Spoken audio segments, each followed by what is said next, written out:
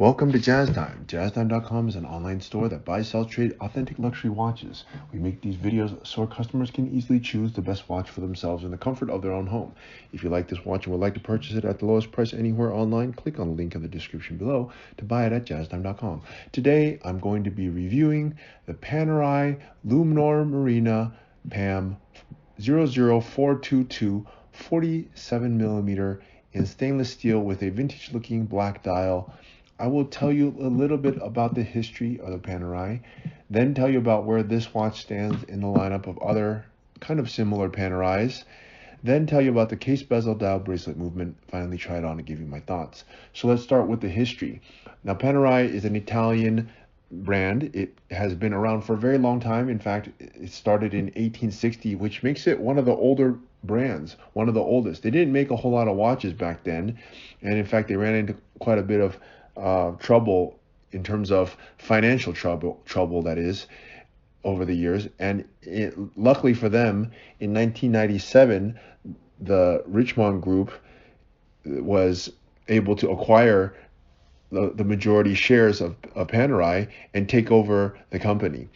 And Panerai has its claim to fame as being the provider of watches to the Italian Navy. So they actually would provide dive watches to the Italian Navy, and that is partly where this cool crown guard that used to serve a function of, I guess it still does serve that function, serves a function of not allowing the crown guard to get hit during dives, and it has become sort of a symbol or a something that people can recognize Panerai by. They're the only brand that does this crown guard protector. This is a really good idea, and also it aesthetically looks very cool, as does many other things Italian made. So it is the most famous of the Italian watch companies. I'm sure there's others, but the most famous, of course, is Swiss. Probably the next most famous after that would be the Germans with A. Lange & Söhne, and then coming in third place would probably be the Italians with Panerai. Okay, so that's a little bit about the history. Now let's tell you about where this watch stands in the lineup. Now, the Panerai comes out in four basic family of watches or collections of watches. They have the Luminor, the Submersible, the Luminor Due, and the Radio Mirror. The Luminor is what you're looking at here. It has this case that it's just basically as you see here. The Submersible is more of a dive watch. It has a graduated bezel. And then they have the Luminor Due, which is smaller. And then they have Radio Mirror, which is the classic. It's got these tiny lugs. And all of the watches do look very Panerai-like. They don't have a massive collection, but their main collection is the Luminor, and that's what you're looking at here. Now, of the Luminor collection, you can imagine that they have a ton of different variations, from steel versions to big, small, in all different sizes. This one happens to be a very big one. It's probably one of the biggest at 47 millimeters. They make small ones down to 42, 44, and large ones at 47. They even make special edition ones that have been bigger than that. But for all intents and purposes, basically 47 is the biggest that you can get. Panerai has always been known for doing big watches, so that's no surprise. All right, and yeah, this one's notable because it is large. It's also manual wind, and it has a vintage looking dial, which I'll get to in a moment when we get to start talking about the watch itself. Now let's start talking about the watch itself, starting with the case. As I told you, the case is made of stainless steel. They make it in 316L steel, and you might be wondering, why don't they do it in 904L steel like Rolex? Some say that 316 looks, after when it's polished, it looks a little bit brighter. I'm not sure if I agree or disagree, but that's what I've seen some other people say. Either way, it is a little bit easier to work with, and some people say, oh, 904L steel is better. Maybe it is, maybe it isn't. I'm not really sure. But anyways, Panerai, to be different, they use 316L steel. It's just a grade of steel.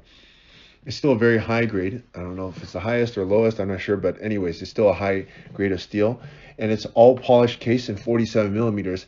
That's quite large, but it's actually not as large as you might think. When I try it on my wrist, you'll see that it actually fits quite well, and I have a 7.5 inch wrist. So there you have it. Okay, the case. Now, what else is kind of notable about the case is the entire case is high polished, and it actually has smooth lines. So if you look at the lines on the edge of the case, they're smooth. They have a nice mirrored finish, and it gives the watch a more sleek look to it. When you look at with side profile, the watch being already quite large, if you make it too large thickness wise, it's just going to look kind of ridiculous. So Panerai figured out, okay, we're going to make this watch, of course, have some thickness, but we'll disguise the thickness by putting this rounded edge, which does not allow the eye to see exactly how thick it is because the edge is rounded, or it has a angle to it, so it doesn't look as large. All right, so that is the case, and it has the typical Luminor lugs. All right, anyways, now let's move on to the dial here. Now the dial is quite special, if you ask me, because okay, first of all, it's black. That's not that special. A lot of watches are black. It has Arabic numerals, and it also has index markers. This is a typical look for Panerai.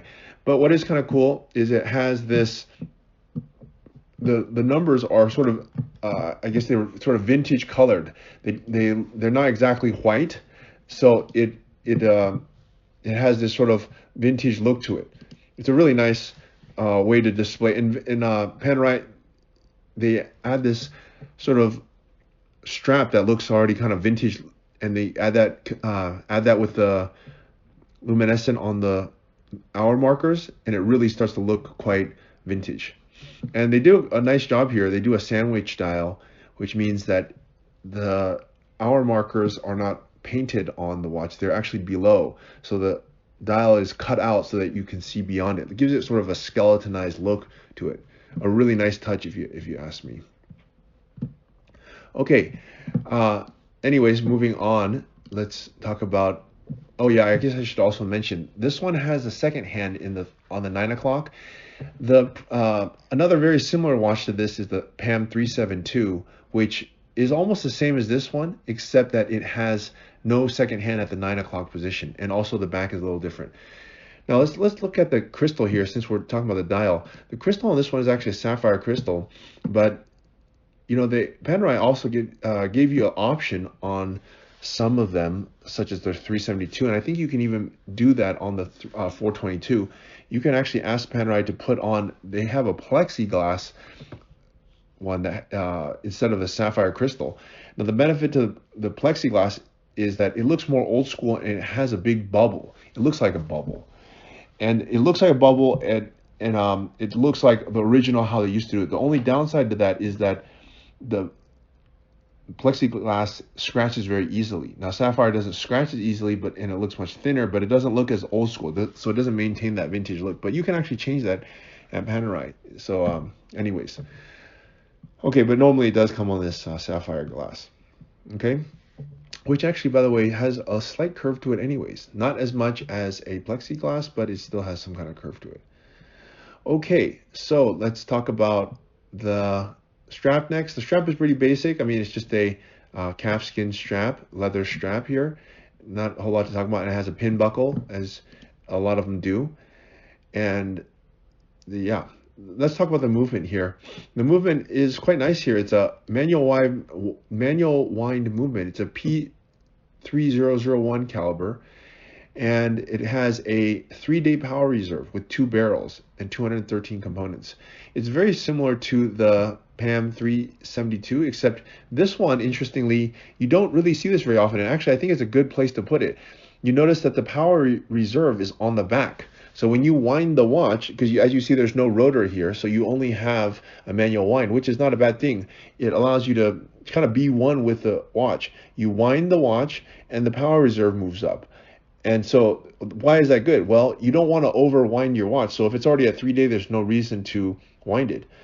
And sometimes I think having the power reserve, which is sort of the battery of the watch, or how much juice it has, keeping it on the front of the watch where you have to look at it all the time also is not really, what's the point? I mean, it's not something you need to look at all the time. So having it on the back is not a bad thing, especially since most of us will take the watch off at some point to either take a shower or go to bed, you know, and at that time you can just simply look at the back, see if you have to wind it or not. So it's a very smart way to do it, right? It's something that you, the owner, and the watch know, and nobody else knows. So it's kind of interesting. All right, so let's try this watch on my wrist. Now I'm 6 foot tall, 200 pounds, and I have a 7.5 inch wrist. As you can see, the 47 millimeter does not look too big. It actually looks just fine on someone like myself, and I could recommend it for those who have a 7.5 inch wrist or larger, maybe even a 7 inch wrist if you really like to have big watches. But anything smaller than that, I'd probably say to get something different, because they make other sized watches. Panerai is a great watch. It has a great look, and for the entry point, it's not that expensive. These watches are less than 10,000. This one we're selling somewhere, I think around 7,000 or so. So it's not that expensive compared to other Swiss watches. So a lot of people can afford them, and it's a great entry point into getting a Swiss watch, a nice watch, a watch that you can wear around, be proud of, and still look really cool, and still have a watch that maintains some value. So for that reason, I'm definitely going to give it 2 thumbs up, but it is a watch that is a particular. It's not for those who want to wear a classic sized watch because of the size. So you have to be ready for a big watch. So if you are, then please click on the link in the description below and buy it at jazztime.com. Thanks.